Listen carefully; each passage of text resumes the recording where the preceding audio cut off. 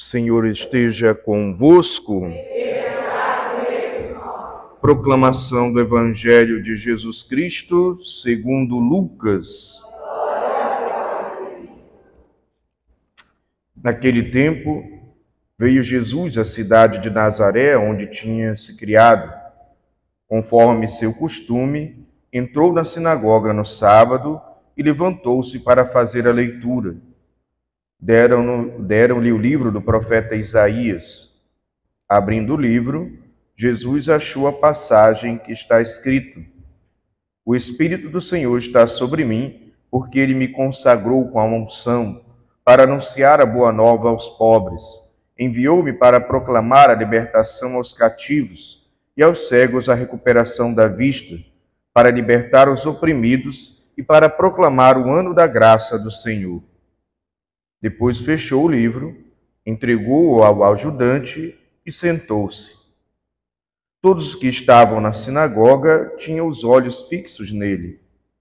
Então começou a dizer-lhes: Hoje se cumpriu esta passagem da Escritura que acabastes de ouvir.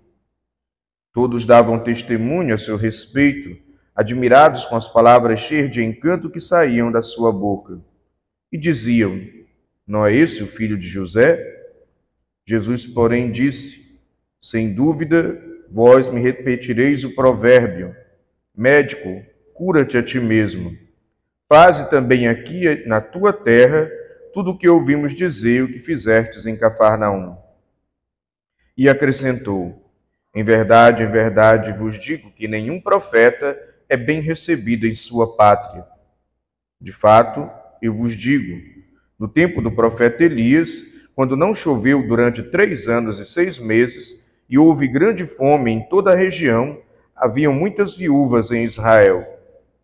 No entanto, a nenhuma delas foi enviado Elias, senão a uma viúva que vivia em Sarepta, na Sidônia. E no tempo do profeta Eliseu, haviam muitos leprosos em Israel. Contudo, nenhum deles foi curado, mas sim Naamã, o sírio.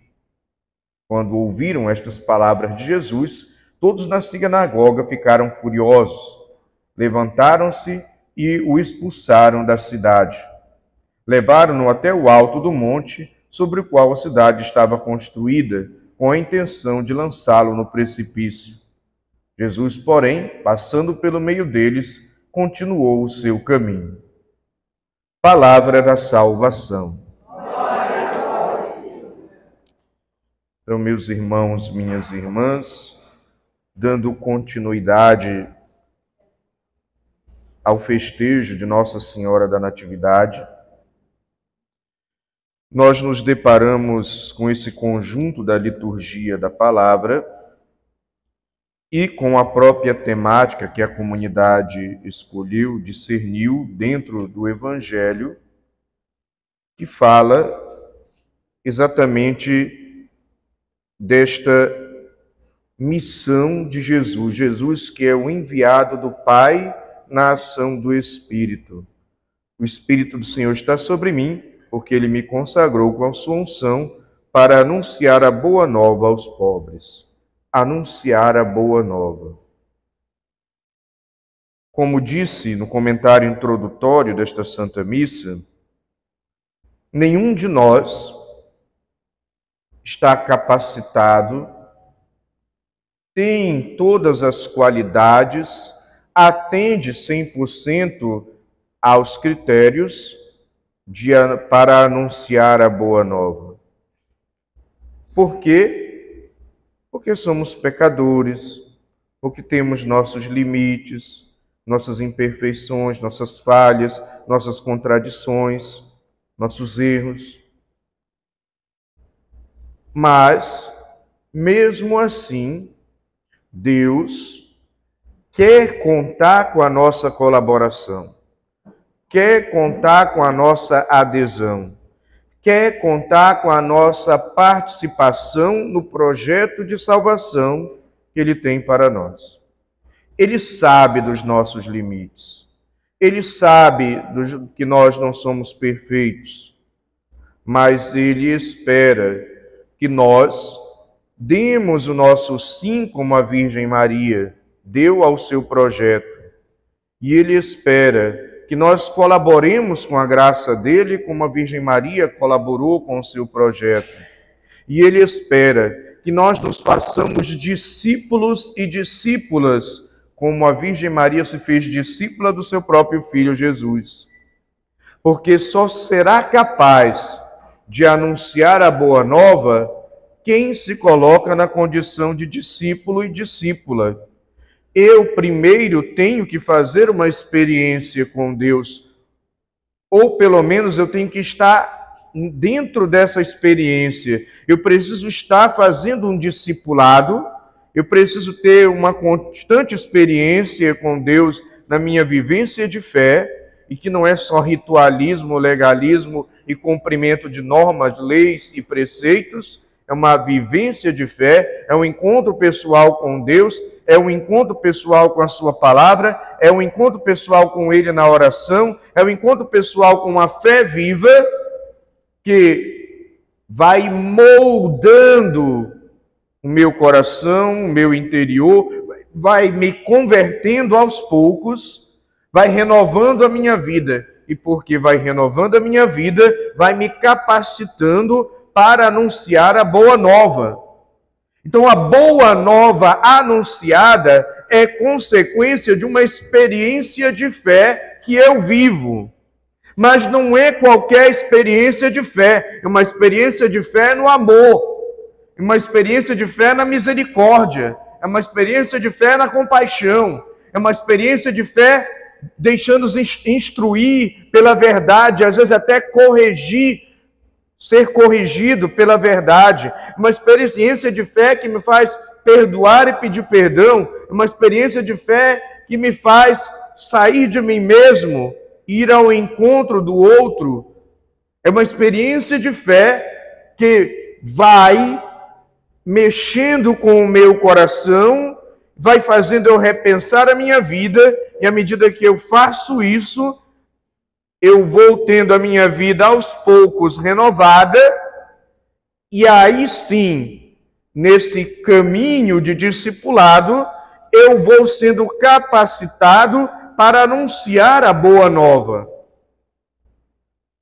Portanto, nós precisamos nos colocar nessa dimensão, senão o nosso anúncio nunca será um anúncio que vai produzir frutos para Deus, porque terá apenas o elemento humano de um discurso moralista que é muito em voga no nosso meio, de ditar regras, normas, de cobrar as pessoas, de dar lição de moral. Esse tipo de discurso de anúncio não converte ninguém. E se converte, a pessoa convertida se torna pior do que é você que está pregando dentro do moralismo. A gente forma outros moralistas.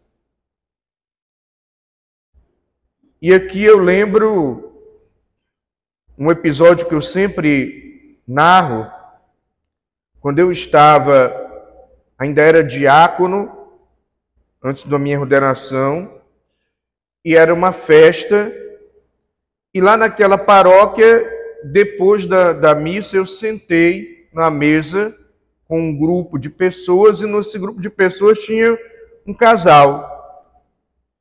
E como eu tenho muita facilidade para explicar o Evangelho, para explicar a doutrina, a conversa girou em torno disso. O pessoal fazia umas perguntas, eu respondia, esclarecia um detalhe ou outro da fé. E aí tudo que eu esclarecia, tinha aquele casal que a mulher virava para o cara e dizia, cutucava ele, aí, tá vendo? Eu respondia outra pergunta, ela cutucava nele, era aí, tá vendo? Ela fez isso durante a conversa todinha. Acho que foi quase 1 hora ela cutucando o cara e dizendo, tá vendo? Tá vendo? Aí o cara encheu o saco, né? Levantou e foi comprar alguma coisa, um mingau lá, que eu vi que ele já não aguentava mais de tanto levar cutucão e eu vi, tá vendo? Aí também o pessoal levantou, eu fiquei sozinho com ela, eu digo, eu posso lhe falar uma coisa? A senhora não se chateia comigo? Não pode falar, Frei. Eu notei que a senhora quer que o seu marido se converta, né? Que ele participe mais, que ele acolha o anúncio da verdade de Deus. Frei, porque sabe como é que é, vim sozinha para a igreja, não sei o que mais, aí reclamou. Eu disse, tá, mas do jeito que a senhora está fazendo, a senhora não vai conseguir ter bons frutos. Ela disse, por quê, Frei? Porque, minha filha, quando a gente quer atrair a abelha, a gente joga mel e não fel. Quando a gente está a fim de pegar a galinha, a gente joga milho e não diz show. Então, às vezes, a gente pensa que anunciar a boa nova é querer enfiar Jesus Cristo goela abaixo, na garganta abaixo do outro. É dar lição de moral, é ficar brigando, é ficar cara feia. Não. Aliás, o próprio Jesus, no outro trecho do Evangelho, ele lembra que quem dera que os filhos da luz fossem tão espertos nos seus negócios do que os filhos das trevas. Porque os filhos das trevas, se eles querem pegar alguém para convencer a pessoa a seguir um mau caminho, eles não chegam dizendo que está querendo desencaminhar a pessoa. Eles vão seduzindo, eles vão envolvendo a pessoa, eles vão se tornando amigos, eles vão fazendo todo um enredo. Quando é fé, a pessoa está tão enrolada naquela falsa amizade que a pessoa é induzida a fazer o mal. E a gente, para fazer o bem, a gente não quer fazer amizade. A gente, para fazer o bem, a gente não quer acolher. A gente, para fazer o bem, a gente não quer envolver a pessoa. Já chega de carrão de cena, né? A linguagem do quem joga dominó, né? Já chega de carrão de cena, jogando o evangelho nos peitos da pessoa. Pá! Não dá, gente.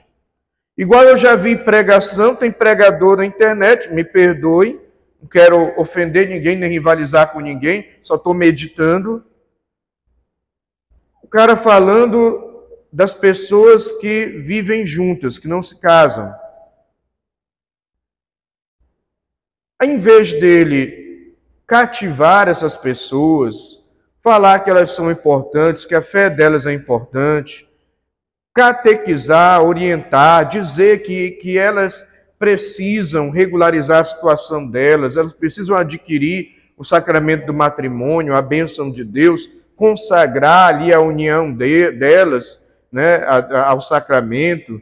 Em vez dele cativar as pessoas, a pregação do cara é: quem vive junto vai para o inferno. Caramba! É assim que a gente quer anunciar a boa nova? É assim que nós vamos conquistar as pessoas para Cristo? Na base da ameaça? Apontando o dedo? Sendo ranzinza? Não, gente, nós entendemos mal o que é anunciar a boa nova, evangelizar. É acolhendo. Eu lembro que também, na época que eu fui pároco, numa cidade no interior do Pará, tinha lá a pastoral familiar, tinha uns casos especiais. Dentro dos casos especiais, existiam esses casais que estavam entrando ali na pastoral, que viviam juntos. E a gente pacientemente acolhia, amava, apresentava o projeto de Deus, ia explicando, eles participavam dos encontros, a gente ia esclarecendo. Aí depois de alguns meses, aquilo ia tocando no coração do casal, a consciência ia acusando que eles precisavam ter um matrimônio e eles pediam um matrimônio. Então, não é chegar jogando o evangelho no peito da pessoa e dizer: te converte, cabra sem vergonha. É acolher, é amar, é perdoar, é ser tolerante, é ter paciência. Então, anunciar a boa nova é muito mais do que fazer discursos moralistas, moralizantes, acusar os outros, apontar o dedo e falar do pecado de uma maneira errada, que acaba assustando as pessoas, acaba agredindo as pessoas. Então é preciso que nós aprendamos, primeiro, a sermos discípulos, estarmos num processo de conversão e aprender que a evangelização ela se faz a partir de uma acolhida amorosa, misericordiosa.